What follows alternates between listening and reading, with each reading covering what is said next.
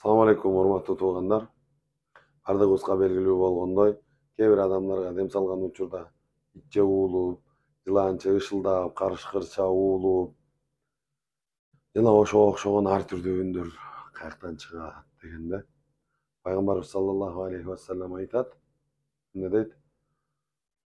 Жин шайтандардын адам баласына жана мал жандыктарга айлануу кабилет жана мүмкүнчүлүк берген деген.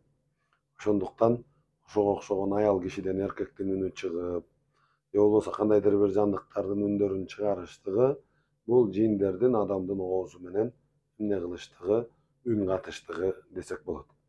Ал эми ошол учурда көпчүлүк коркушу мүмкүн. Андан эч кандай коркуунун кажети жок.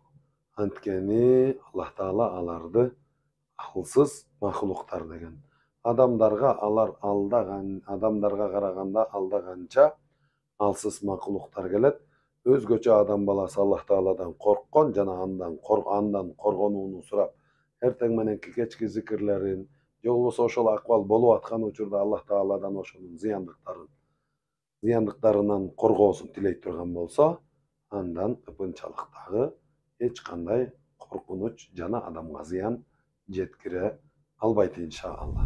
Аллах Таала Куранда айтат: качан сен Аллах Тааланы эскергенде, биз сен менен жин тукумунун ортосунда тосук парда кылабыз деген.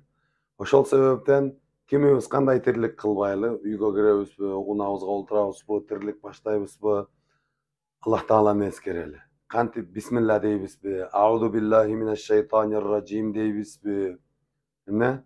Ар кимибиз мына ушул коргонууну ар дайым оозубуздан түшүрбөй турган болсок, Аллах субханала таала ар дайым бизди жин шайтандардын зыяндарынан сактайт.